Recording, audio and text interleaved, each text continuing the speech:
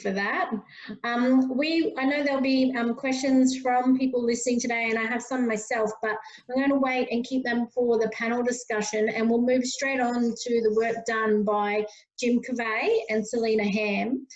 Theirs was social and economic impacts on digital connection in remote communities, focused on central Western Queensland. So I'm going to hand this over to Jim and Saleena to give us a summary of their research, and then we'll go to a panel discussion afterwards.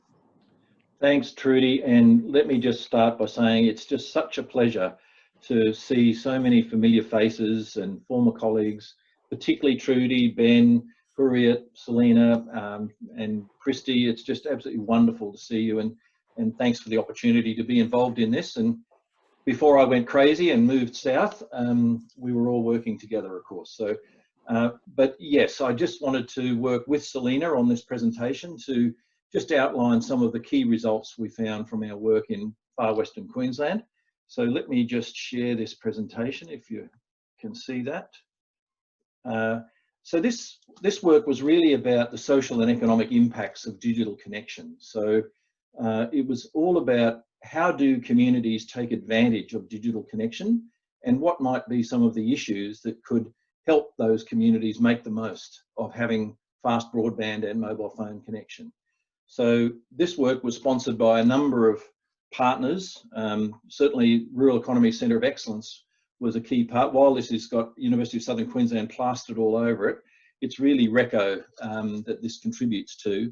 But Local Government Association of Queensland, the Barcoo and Diamantina Shires, the Remote Area Promotion and Development Board, and also the Department of Innovation and Tourism Industry Development are all behind this work.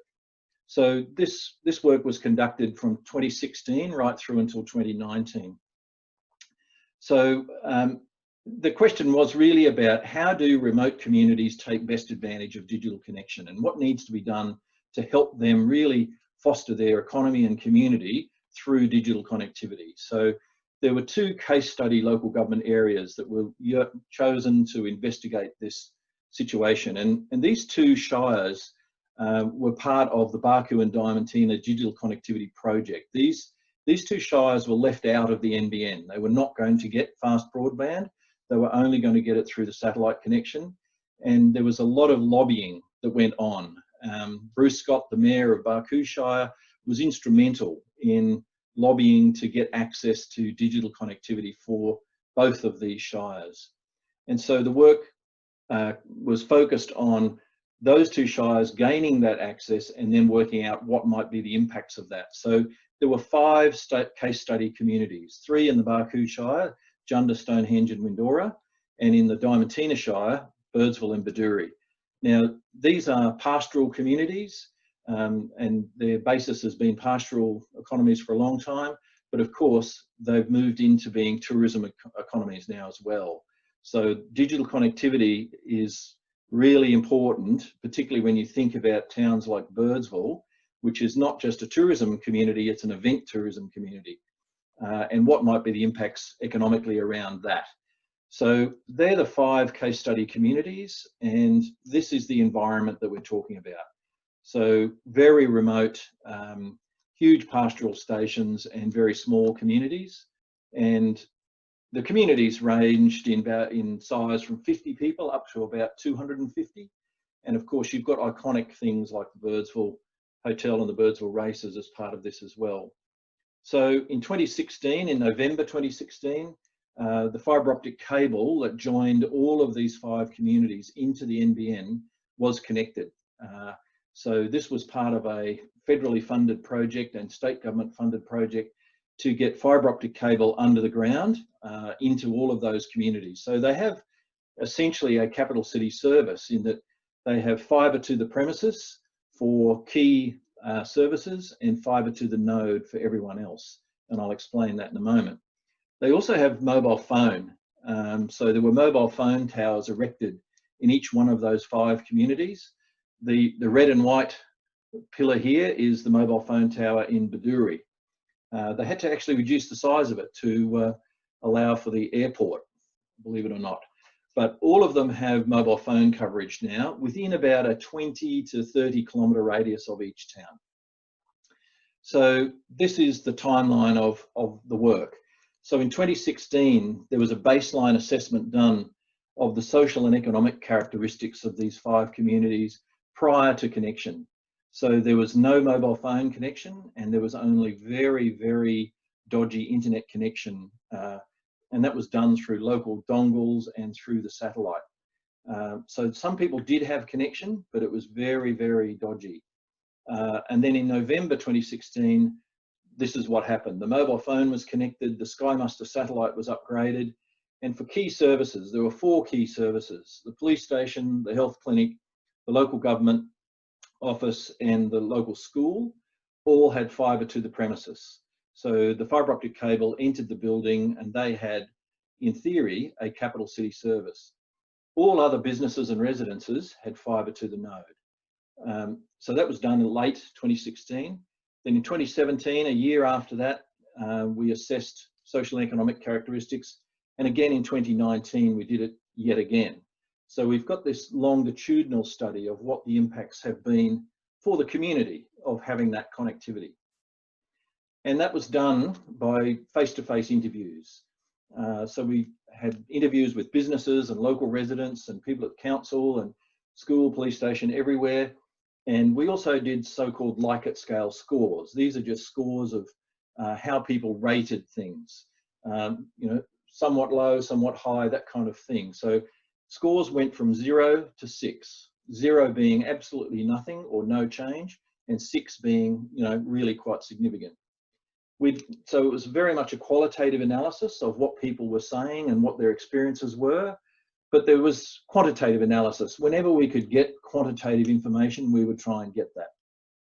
Things like internet speeds, for example. So these are the measures that we used at each of those years.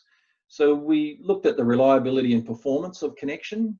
We looked at what people were using the internet and digital connection for.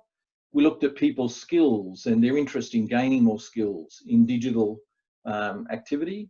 We also looked at the reliability and quality of voice telephony as well.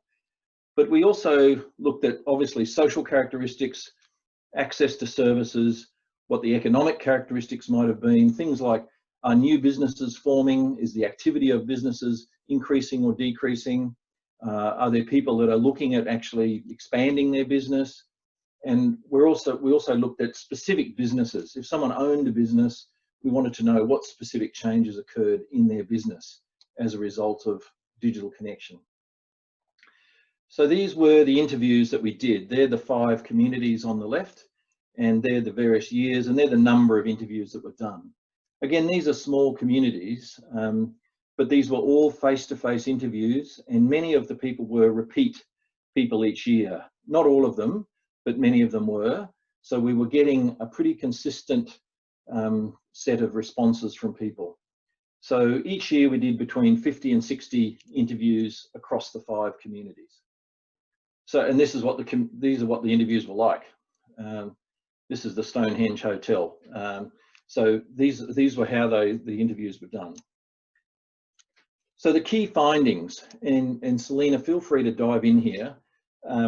There were a whole range of key findings. So let me just dwell on this for a moment. So there was greater digital connectivity. There was, people obviously had access to much faster internet connections. They had access to mobile phone.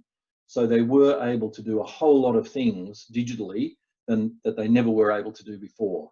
And we'll explain some of those things, but there was much greater access to that. But recently, in 2019, we found some real issues around lack of speed and lack of capacity. And there's a number of reasons for that we'll explain in a minute, but it wasn't all roses, it wasn't all wonderful. There were some definite problems, and most of them are organisational issues. So definitely connectivity improved, but it wasn't all sweet sailing. There was definitely improved business efficiency. So things like FPOS, for example, people could access mobile FPOS. They could do inventory management. They could do ordering through software for different syndicated sort of delivery systems. But The change to culture was a really key issue. There were many businesses in these communities who saw the opportunity but didn't take it up for all kinds of reasons.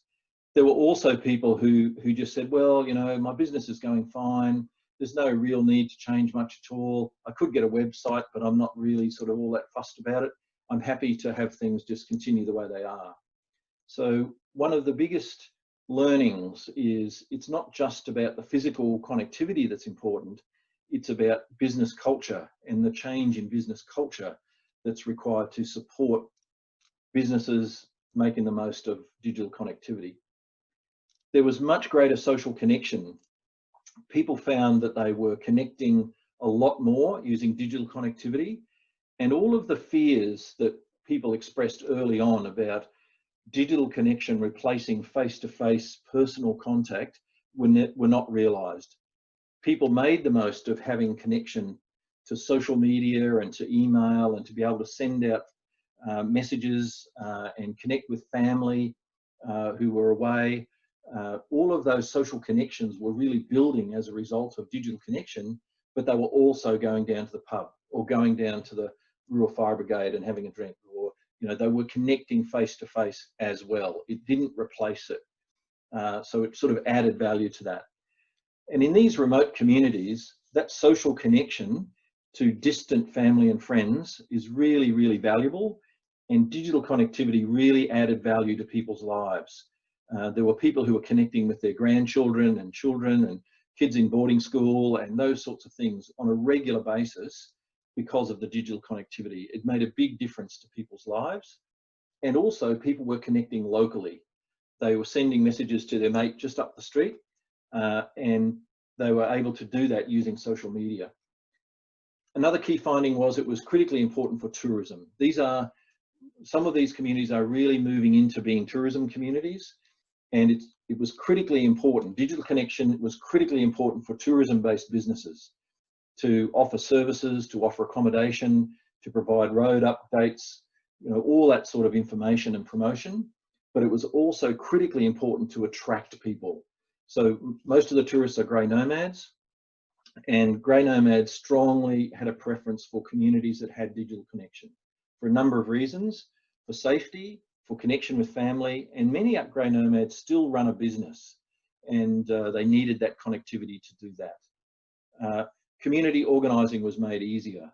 So instead of sending out a flyer, you could do it on social media. So if you were running the fire brigade or running the CWA or any of those community organisations, or if you were putting the gymkhana together, you could do it very easily, and you could get communication happening, and you could arrange meetings very, very easily with digital connection.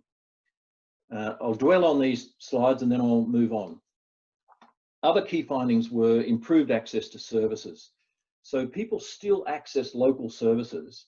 So if they needed access to health care, they would go to the local health clinic. But what those clinics and other services could do was so much more enhanced. So they could do medical imaging. The local school could have language lessons. They could do dancing classes. They could do so much more because they had the digital connection. The other outside access to services were improved, like internet banking, and also shopping increased, and it did increase people's quality of life. And the substitution of internet shopping for local shopping did not occur, because most people access services outside the communities for services and products that were not available locally. So you could only get basic products and services locally, but people were buying things on the internet that they couldn't access locally, and they had a strong preference. If it was available locally, they would buy it locally, but if they wanted, you know, the latest pair of jeans or something, they would order that on the internet. And there wasn't a feeling that internet shopping was having much impact at all on local people's access to services. And also we saw a number of businesses, particularly in 2019, starting to be established through digital connection. A number of internet businesses were developing in these smaller communities. Three quick things to finish this bit off. There were huge impacts on education.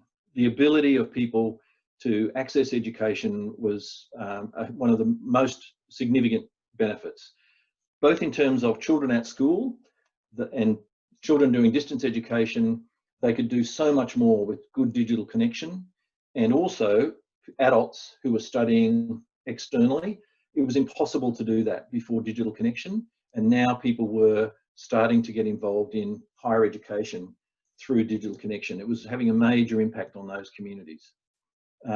Also, digital connection was not the one and only determinant of attracting people to these communities and having people be retained in them, but it certainly was a major factor that helped. So there were many reasons why people chose to come and stay in these remote communities, all kinds of things, but having digital connectivity was a major factor in people making those decisions. And without digital connectivity, there would be quite a number of people who were in those communities who wouldn't have been there. And finally, we asked questions about preparation for emergencies and the management of emergencies when they occurred. So floods, fires, accidents, and so on. And digital connectivity, particularly mobile phone coverage within the sort of coverage of the town, was seen as a massive benefit to the preparation and management for emergencies. I'll just quickly go through the rest. And so here are some of the Likert scale scores. These are just the scores from 0 to 6. So this is the extent of connectivity. So this is the reliability of connection and the quality of connection. So this is 2016 in black, 2017 in grey, and 2019 in white. And you can see that prior to digital connection, the reliability was poor and it jumped up significantly. And similarly with the quality of that connection, it jumped up significantly. This here shows some of the problems they're having with speed and capacity. These are the change in social characteristics. So there are a number of criteria that we were asking people about. Again, 0 is no change, and this is change. It's incremental change. It's not the actual amount, it's the level of change from prior to connection to after connection. So the extent of change in social interaction between people, 4 out of 6 essentially. People meeting new people they wouldn't normally have met. The interaction between people they know already and the interaction with organisations. So all significantly increased. And this didn't happen. So there were concerns that people would be on social media and not connecting face to face. This is in the bar of the Royal Hotel in Windorah. And people did have the etiquette to turn off their devices and actually connect face to face. And there wasn't a feeling that it was, you didn't have that capital city issue where people sitting down having a drink and they're on their phones. That didn't happen. This is the access to services, and this is the change in access to health services and significant change. Access to education, that's that distance education and what schools could do. And then this is other services, banking and shopping and things like that. And this is the change in emergency services and what emergency services could do, all significantly increased. And this, for example, this is the Bedourie school, primary school. And this is where all of those children, each of them has an access to an iPad and they're studying foreign language. This would not be possible without digital connectivity. This has fibre to the premises. And while there are issues with so-called choking of the capacity in 2019, this is what's possible with digital connection. And finally, these are the changes in economic characteristics. So there's a whole range of things asked here. This was about changes in the efficiency of small business, in agriculture, in tourism, changes in the amount of use that they're having, change in what they're using the internet for, new businesses being established, and so on. The basic story is that there were some internet businesses being established, but to the existing businesses, there were no main street businesses being established, but it was making a big difference to a whole range of ways in which businesses operated. Again, the limiting factor here was business culture and the attitude that businesses had towards change generally. And so here we have, this is the hotel in Windorah. Who would have thought that you would have wireless internet at the hotel in Windorah? but it's just made a huge difference to that business, which is essentially a tourism business, and that's the sort of possibility that's available through digital connectivity. Finally, some of the issues that arose from this work are the importance of business culture, and work needs to be done not just on physical connection, but on helping businesses to really see the opportunity that there might be there. It is very much about developing confidence and awareness of what's possible. And we still had businesses in Western Queensland, big tourism businesses, that had a web page, like one single web page, and it said, if you want to book accommodation, phone this number between 2 and 4 in the afternoon. So that's the business culture sort of example. We do need to support digital champions in these communities, and the choking of speed was an issue around budgets being available for services to take advantage of the high speed and high volume, and also it was about entities like, say, the Department of Education not really being aware of the fact that this capacity was available in these remote communities. It's just a communication issue. So, and we did notice a recent drop in mobile coverage and mobile speeds as well. But Saleena, I was going to come to you just very quickly. Is there anything that you'd like to add or sort of say more about this? No, well, yes, in that I want to just share some of the yarns that we came across. Do you mind not unsharing screen? Sure. So I came in on the last year or so with Jim, and some of the stories that we were told were extremely good at illustrating the changes that digital connectivity had brought to people's lives. One story we were told related to people who were within the 20k zone outside town, so they had access to digital coverage through their mobile phone, 4G coverage. And a man told us that he had a problem with a pump in the river, and he went down to check out the problem with the pump and noticed a few things, and then looked up on his phone the problem that he was finding, found a YouTube video that actually demonstrated how to fix this problem on his pump. And he was able to fix the pump in situ right there and then.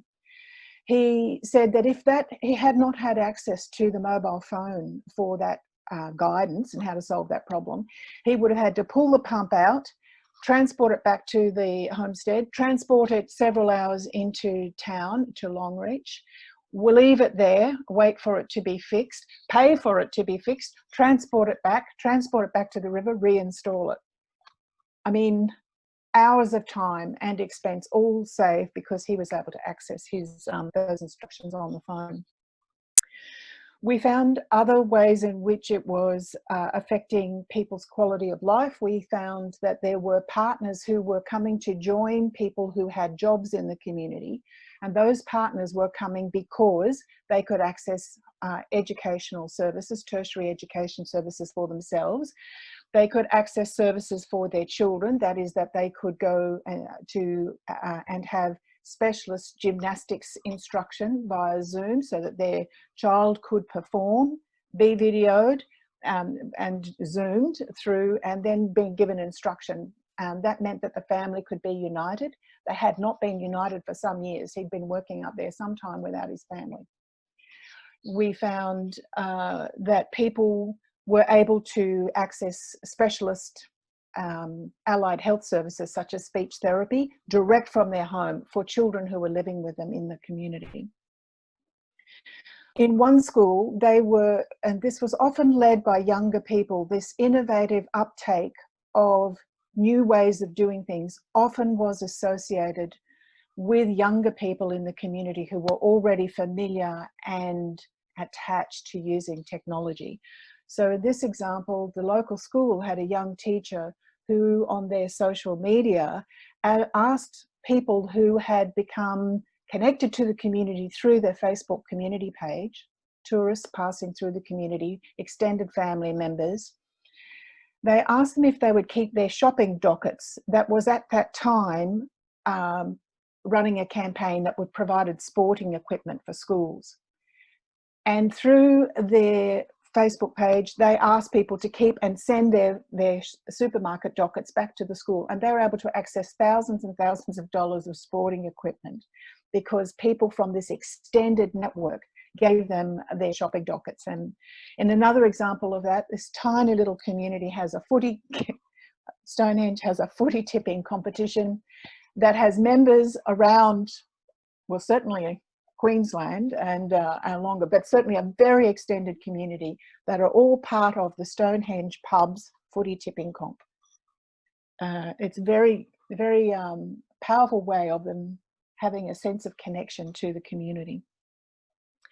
As Jim mentioned, many people found it extremely socially satisfying to have the capacity to have video calls with other family members, grandparents and grandkids, but also members of the extended family told of stories of how they could not make it to a birthday party, but they got their iPad and they showed them the kangaroos that were hopping around wherever they were in the paddock, and they were able to connect into the family event, even though they weren't there in person. Another of the schools used 3D printers to develop and engage their kids in new ways of solving problems, design and creative work. They were able to have sing-alongs with famous musicians. There's a stack of things that were able to be helped there.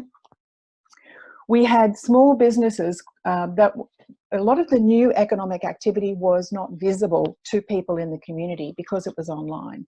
So one of those partners I mentioned was staying in the community because he was able to do Forex trading. There was another person offering consulting through offering financial services. Other people were offering handmade items through online social media marketing pages. A person who was a specialist in engineer was able to provide services online. They did have significant problems in 2016 doing that because the capacity of the internet could not cope with the large files they were dealing with. We found 2 new tourism businesses just in the course of us finding a cohort to interview. Those 2 new tourism businesses have no shop fronts. And they're offering tourist experiences, which was fantastic. Others were selling particular services online. One of these businesses was putting 20 to 50 parcels a week through the local post office. Saleena, we might sort of pause there, yep. If that's okay. And thank you very much for that. Really appreciate that input. Trudy, I was going to come back to you. I'm conscious of time, that's all, and the opportunity for people to ask questions. And I was going to. Kim has asked a question. Kim Horton has asked a question about the exact point we're trying to make is that it's not just about physical connectivity. It's about how businesses can actually take advantage of it. And to quickly answer that, it's down to the general attitude of businesses generally to their whole business. There are quite a few businesses out there that are not necessarily devoted to increasing their turnover and their business activity, to be frank. They might say that, but they're not really all that interested in improving their business, to be very frank. They're quite happy with how things are going along, and the extra effort and time to be spent in becoming competent with digital connectivity is just not seen as a priority for them. That's the frank reality for some businesses. If we are trying to help businesses see the opportunity, and I think there are 2 key things. We need digital champions in these communities. We need people who are familiar with the technology and can help and mentor other businesses. And we also need some more data on what businesses are missing out on. If we can demonstrate the trade that businesses are missing out on, and it's significant, then that might increase their motivation. That's my best answer to that question, but I was coming back to you, Trudy, for any others. Thanks, Jim. Before we head to some of the individual questions from those online today, we just wanted to do a little bit of a panel discussion. So any 3 of our researchers, or even Ben as well, feel free to jump in and answer. With your knowledge, and this, let's keep in mind, this research was done definitely pre-COVID. Where do you think regional digital connectivity now sits in a post-COVID environment? From what you know, what's gone on the last 3 months across these regions, what's your feedback on digital connectivity in rural and remote Queensland in a post-COVID world? Hurriyet? Yes, thanks. Can I just agree with Jim around his last comment in terms of business attitudes? I mean, we found that there was reluctance to invest in new technologies unless they were shown the benefits of technology. So in some of the, for example, cattle movements, certain farms adopted sensors and monitoring of feeds and water, etc., and showed time and savings to themselves, which enabled others to be encouraged by that. So that it's not just about infrastructure, it's about ability, and it's about information and knowledge about benefits, which changes the culture. In terms of the COVID environment, I think certainly many of the rural communities are beginning or are using technologies for social connectivity a lot more. We are seeing, and our research that's just beginning to get off the ground, we've got a huge consultation coming up next week on this, is that people are beginning to rely more and more on digital connectivity for that social connectivity. Families live apart, distances could be long. It's not that you can just hop in a car and go and see your family members. So I think there's that issue. Secondly, greater realisation that work can be done differently, that work can be organised differently, that you can still achieve outcomes for your workplace without having to be there. In some areas, you know, you have to be physically present, have service staff or counter staff, but in many, the workplaces are beginning to see that work could be organised differently in rural areas. I think there's a lot more realisation of how we can reorganise and rearrange our work culture. In areas like tourism, I think they've been really hard hit by COVID, and no amount of technology is going to change that. They can promote, so in certain industries, technology helps but doesn't resolve the issue. And then last but not least, I think the struggles around infrastructure and capacity. A lot of my colleagues, for example, when they use Zoom, can't have the camera on because it crashes, or they can't just log into Zoom straight away. So the severity of the infrastructure gaps or the various plans are being driven home much more. On the plus side, I think people are also seeing that they can access and sell to markets around food supply chains and accessing those. While supply chains struggle around things like toilet paper, in other areas, they actually were good. They could get out the produce. So there were some benefits of having that digital connectivity where it worked to be able to improve supply chains. So there's some of my initial observations. Thanks, Hurriyet. Jim or Saleena, do you have something that you'd like to add around the post-COVID era?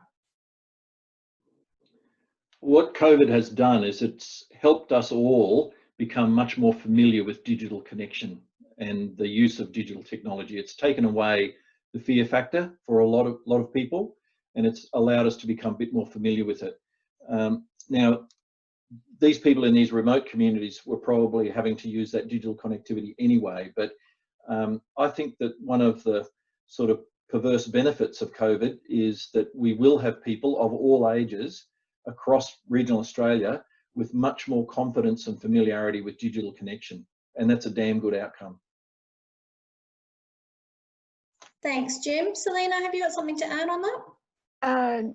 Just that, exactly what Jim said, which is COVID has given all of us a taste of what life has been like for people in remote communities in a certain way, in that we have all become very much more reliant on the internet in order to get life done.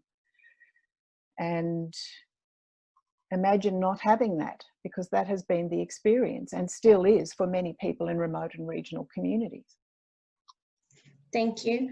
Another question we wanted to ask today, I'm very cognizant that we have got some really great rural and remote leaders on this call today. You know, we've got plenty from state government, there's some other really big economic bodies that are on this call today. And the key question for me, being very practical, is how do we use the research that you've all done to help progress projects across our region?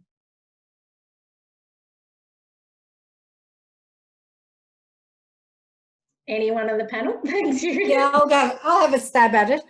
I think leadership, and especially in this post-COVID environment, articulation of the issues is really important, and having the evidence base to be able to say what is needed. Is it at a bigger scale? Is it at a regional scale? Is it at a smaller scale? So understanding I gave a very broad overview.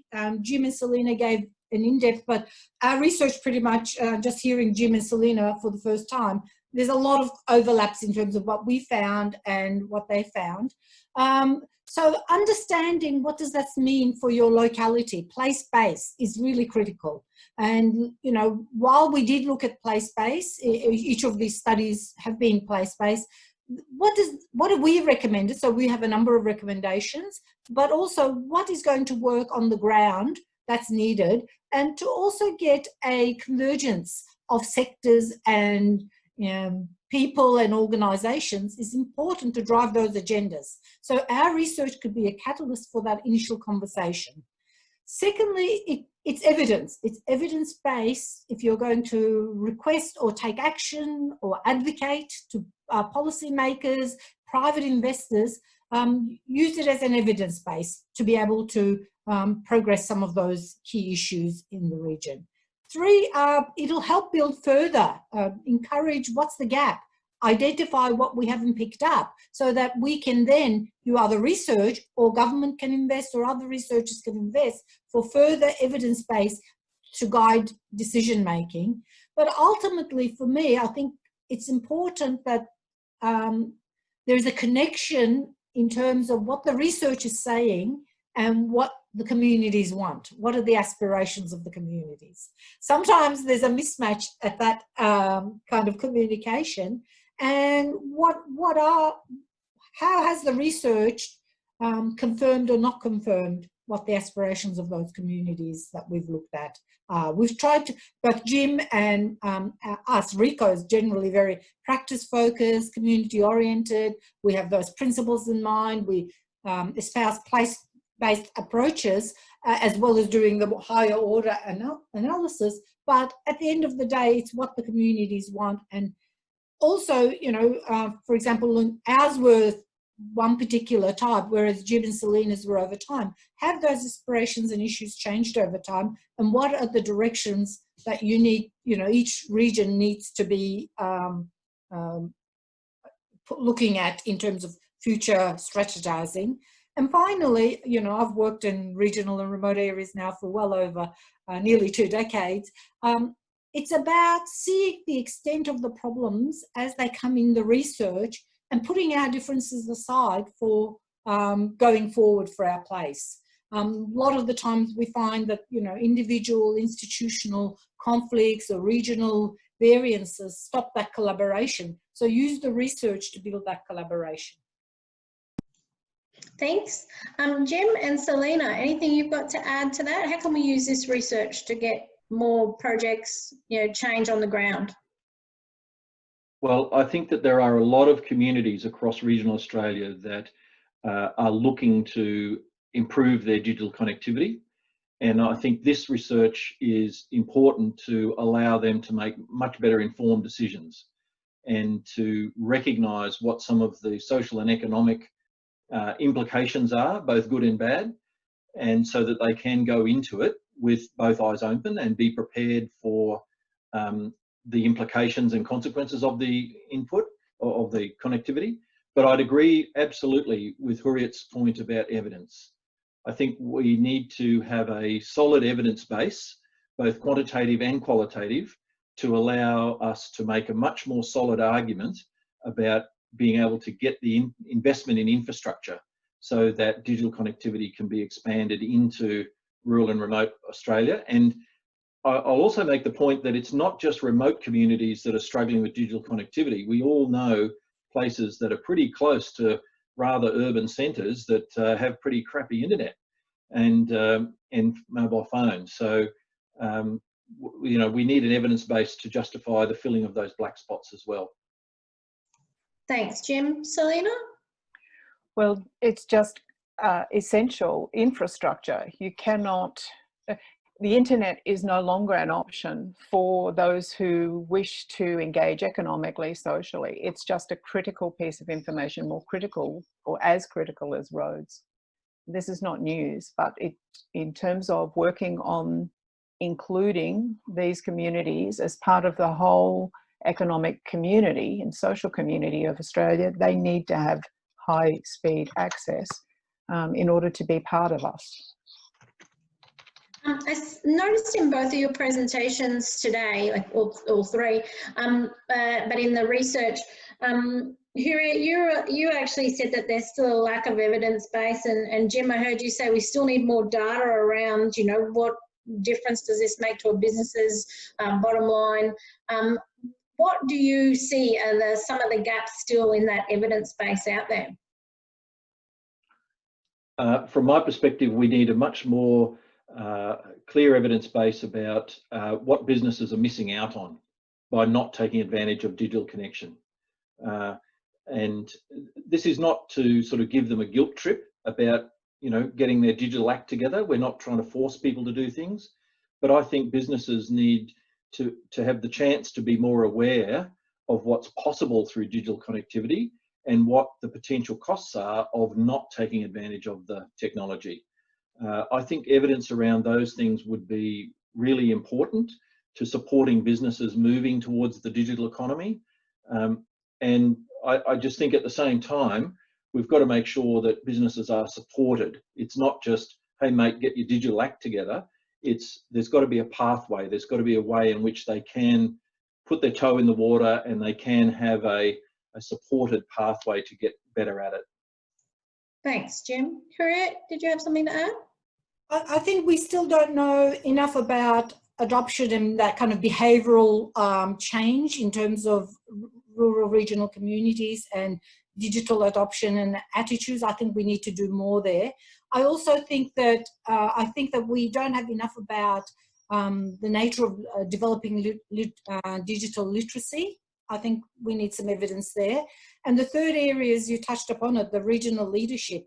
How does regional leadership work together to get these issues on the agenda of governments? And I think there was a comment, I'm not sure if there was, but, you know, I'm interested in from a governance and good decision making and policy framing perspectives. And so what's the evidence there that, you know, we've got problems and policy failure or success, or, you know, the governance arrangements, the regional leadership capacity to advocate for these issues. So I think we have an evidence gap in that area as well. Thanks. Saleena, did you have something to add? No, just that the importance of, I can see there's some questions there about how do we engage with people who are not on board with the benefits of digital connectivity. And I can just say that by demonstrating that is a critical way, because once they see the ease, the cheapness, the convenience that digital options provide, it soon sells itself, or it certainly has in those communities. And also it's fun. It's fun. I've been seeing two very clear themes through some of the questions that have come through so far. One certainly is around digital infrastructure and how do we get that back onto policy and the national stage. You know, and in that is also the how do we compete against roads when roads, you know, in highly populated area, it tends to be population wins over the fact that we need this essential piece of infrastructure in rural and remote. So I'll ask a question about that, but then secondly, there's definitely a theme around, well, once you have got it, how do we get more people engaged with it, you know, get those digital champions like Jim talked about in his presentation. So I just want to ask a question around, what's your advice to all of us, you know, we're working together to try and get digital infrastructure back on a national policy setting? to solve the world for me. Sorry, Trudy, I'm not clear on the question. So are you asking how do we advocate to have regional infrastructure issues included in the national agendas? Yes, certainly. Regional, but specifically digital digital pieces of infrastructure that are needed in rural and remote. Yeah, for me, the first part is understanding the need and documenting the need and the problems. And when I was presenting mine, you know, a lot of problems emerged in our research. People could see the positives, but there was always the frustration coming out. So what is the nature of the issues with infrastructure? I think that needs to be clearly articulated for a place-based. In some areas, the infrastructure doesn't exist. In other areas, it's slow. In other areas, you know, it's the last mile kind of. So making sure, one, that is understood. Secondly, regional leaders, you know, we see a lot of cross-jurisdictional, you know, the federal government does one thing, local government does another. While there's attempt to talk about it, often it's fragmented. Those discussions are siloed, there are policies, there are sometimes funding available. So it's about making sure that our regional leadership can represent our views to the relevant bodies. And I don't mean just government. I think industry is important. In regional and rural areas, there's a real need for shared infrastructure, whether that's digital infrastructure or supply chain infrastructure. You know, I'm doing another piece across supply chains. And for example, airport and defence infrastructure could be really used for Northern Australia. So similarly, digital infrastructure can be shared across different stakeholders. Whether that's done through different forms of public-private partnerships, and they're also, you know, there's lots of pitfalls there, but what are the mechanisms by which we can engage in addressing these needs? So once putting the issues, secondly, having the issues recognised as part of that policy process and bringing key players together with a loud voice, and three, engaging with the stakeholders in the policy and the private sector domain to be able to start to address them. And to be able to, because I think the issues are too big for any one sector to resolve, and people are struggling either sectorally or region-wise. So I think the place-based is important, but you know, if it can come together to make a bigger influence on policymakers, because unless we do that, it's not going to work. Watching the debates across Northern Australia, there was a lot of pressure brought about having a Northern Australia white paper. Out of that emerged an audit of infrastructure in Northern Australia, which would never have happened. And that didn't happen by itself. It happened through a cross-sector collaboration across Northern Australia. It took a long time. The infrastructure audit includes digital infrastructure audit as well as roads, etc. And not everything they say that audit revealed we agree with, but at the end of the day, it's a starting point to bring players together and to keep continuing focus on these issues so that our voices, regional voices, are heard in policy debates. Thanks, Hurriyet. Jim and Saleena, what would you have to add? There is every 3 years, there is the Regional Telecommunications Independent Review, which does an overview of these issues, and it has been very strongly spoken to policymakers about the needs of regional and rural areas in terms of improving their digital connectivity. I'm desperate to answer this question because I think it's very important, and I'll get on my hobby horse about equity in regional Australia. So we can't win the argument, the economic rationalist argument about volume and customers and so on. We rarely can say that we have a commercially viable audience out there. But the argument we can make in regional Australia is one around equity, and that is that people in regional and remote areas have a right, they have a human right to accessing basic services. So I'm not saying flash, super expensive services, but I'm saying basic services are the things that people have a right to be able to access in rural and remote Australia. And it's an equity issue of people having that ability to have the basics to support their life and their livelihood. The second thing is, if we want vibrant regions, if we're a regional nation and we want people living and working in regions, we have to provide that basic infrastructure to allow that to happen. If we don't do that, well, everyone's going to live in the western suburbs of Sydney. And so we need to support vibrant regions. And the third thing is, even on an economic basis, we can't say, oh, there are 50 people who live in Birdsville, therefore there's no justification for having that digital service there. But if you look at the amount of economic productivity that comes out of the southwest, central west, there's an enormous amount of economic productivity that comes out of that region through agriculture and through tourism. And they're the sorts of considerations that need to be put forward for governments and others to consider, not just simply the numbers of people. Thanks, Jim. I'm really loving that we have 3 academics on board who quite often, when they're answering these questions, you guys have gotten very good at going, these are my 2 points, these are my 3 points. So thank you very much for that. Certainly making my job a lot easier.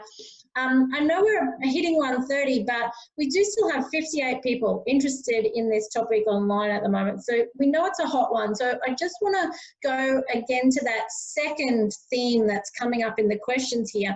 And that's around that once you've got digital connectivity, around the adaptation of it. And some of that's already been answered, but there is a really good question here that David's asking around digital technology adoption. And is there a balance between that and labour business efficiency and community stability and development, which I think we haven't answered so far, even though we have answered a couple other things around how do we get businesses, you know, championing it and backing it and actually taking it on. So yeah, the question is there a balance between technology adoption, labour business efficiency, community stability and development? So any comments on that one? I think for me, they're not mutually exclusive things. They're all interrelated. You know, if you have a good technology adoption, you're going to get good efficiencies. By using those technologies, you may get productivity gains. If you're well connected, you're going to have, both of our studies have showed that there's social cohesion, social inclusion, social connectivity as a result of having technologies readily available and people can use them. So to me, I don't think it's an either or kind of answer. Certainly, you know, we need to strive for all of those areas. We need to make sure that adoption takes place. There's been studies looking at the rate of adoption, you know, the technical studies looking at, you know, how do businesses innovate? At what point is it productive and how much there's been a lot of business kind of documentation, both in digital and non-digital spaces around innovation. But at the end of the day, what is digital connectivity used for? Digital technology is used for, information technology is used for. It's used to develop stronger economies. It's used to ensure health and well-being. It's used to build vibrant communities with appropriate connectivity. It's built to use social participation and what I call democracy and civil sphere. They're really important things.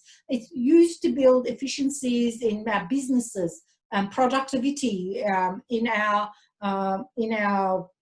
outputs. So there is not a magic number that says let's get this balance and this is what we want. I think we need to be striving for all of these things, and one reinforces the other. If you have vibrant communities with good infrastructure and amenities and digital connectivity, it's going to attract the workforce. That's going to impact on your efficiencies of your business. So for me, I don't think there's a magic balance, but they're also not mutually exclusive categories. Thanks, Hurriyet. Jim? I think that there are certain pump primers that you need to support communities and economies. And it used to be just basic infrastructure, roads and railways and things like that. Now it's the digital infrastructure that's needed to really provide the basic underpinnings of a community and an economy. So digital connectivity is at that point now where we've got a global economy where if you're not connected digitally, you're really left behind. And it's a basic requirement. But what I'd also add, Trudy, is the importance of alignment. it would be naive to just say, oh yes, we've switched the digital connectivity on, your problem is solved, have a good day. That is often the approach that is taken, and all of our work has shown that that's not the case. It's not just about physically turning the infrastructure on and saying, right, you're fixed, now we'll move on to someone else. There's a whole lot of other human and social factors around the use of that technology to the benefit of the community and the economy. And to alignment, for example, we had people in remote communities that would contact Telstra to access internet, and Telstra had absolutely no idea that they had access to the program, that they had access to fibre optic cable. We would have schools in remote communities where the Department of Education had no idea that they had access to fast broadband. So we've got to get this much better alignment between the services that are available and those basic providers as well. Thanks, Can I Jim. just jump back in here, Trudy, if that's okay? Yeah. 2 points. I think we have to look at this at 2 levels. One is this sort of universal service obligation that, you know, everyone has a right. That's why we focus on the social inclusion element of the 3. That, you know, there is something called access and equity arguments for regional Australia. And what's the minimum service obligation? What is the minimum that's required? I think that's one kind of consideration in looking at this balance. The second consideration is we talk about catalytic infrastructure, but we don't often define what that means. What is it a catalyst for? And so understanding how digital infrastructure is catalytic in the particular place is pretty critical to look at those balances. You know, it might be particular industries, it might be particular communities, it may be particular sub-regions or sub-locations, you know, that requires that infrastructure investment and getting that balance. So understanding what's the minimum service obligation and equity considerations. What is it a catalyst for? Thanks, Hurriyet. Saleena, just before we throw to you to have a comment about it, I just wanted to add an additional question on feeding off what Jim was saying. It seems like in some of your presentations, it was like that we're not responding quick enough, but then Jim just gave some examples of stuff that's actually happening faster than even our telcos or our departments are keeping up with. So I'm going to throw the hard one at you, Saleena. How do we balance that out? How do we get that alignment that Jim talked about? Communication.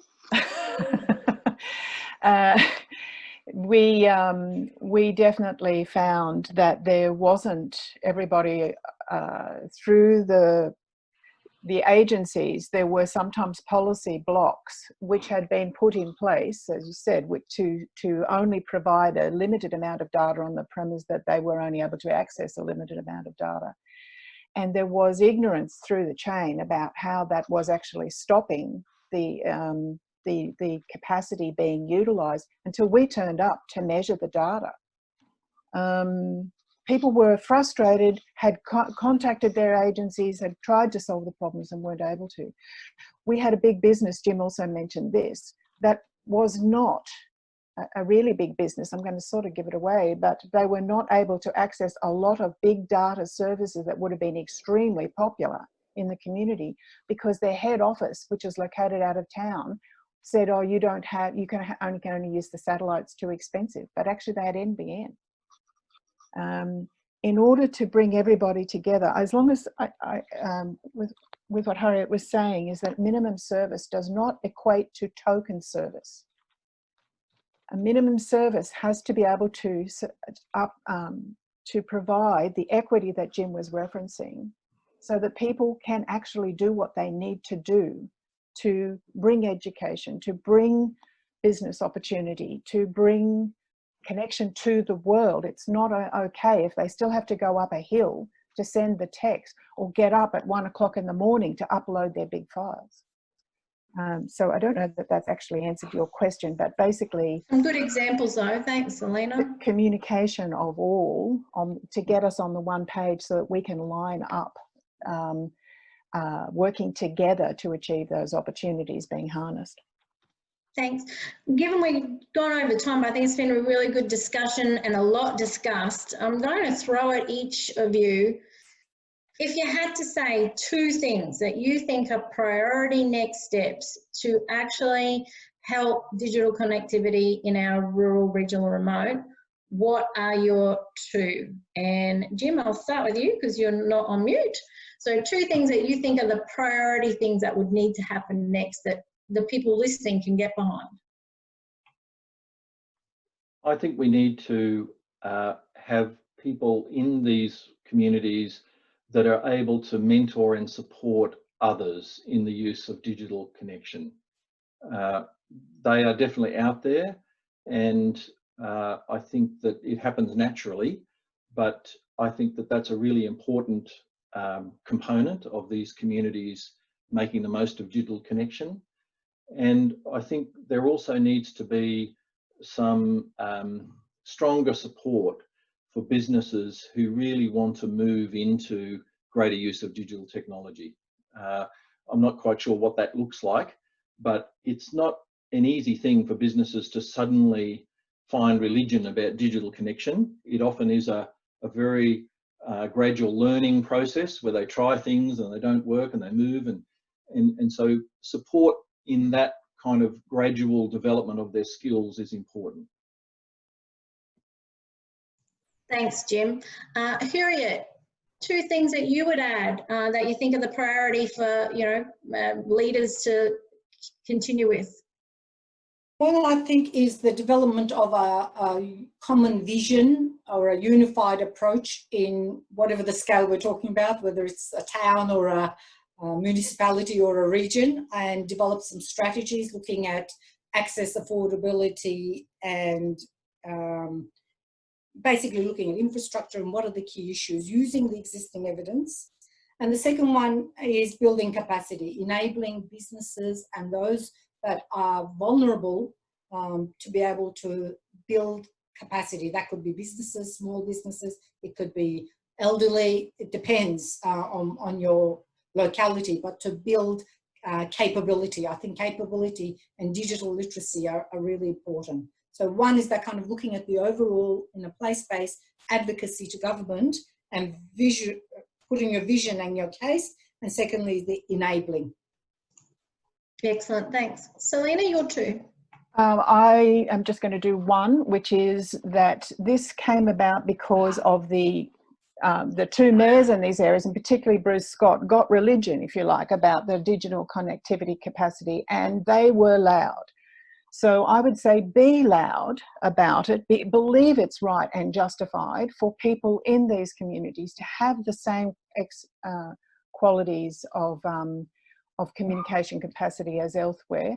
And they put 4 years of their rates into this, those communities. So that was a serious commitment. And they lobbied for over a decade to have their voices heard. So this project didn't just come because one day the state and federal governments thought, oh, let's help, Barcoo and Diamantina. It was because they had loud, focused, and very committed advocates. So I love follow that, their example. Yeah, I love that we're finishing with pretty much we all need to get louder. So I'm going to finish on that today, even though we still have some great conversation coming through. The beauty is this is not the end of this. We're very lucky that the Rural Economies Centre of Excellence, which is a whole amalgamation, it's not just USQ, there's a whole heap of other people who have been involved in these research projects. But the good thing is we've got RECoE and Ben Lyons are going to put this information onto the website so that we can access and we can continue this conversation and actually use these pieces of research to help us all advocate and lobby and get loud, as Saleena said. I'm going to finish by just throwing to Ben, just in case I've missed anything else, and Ben, so you can let people know where they can get access to some of this information.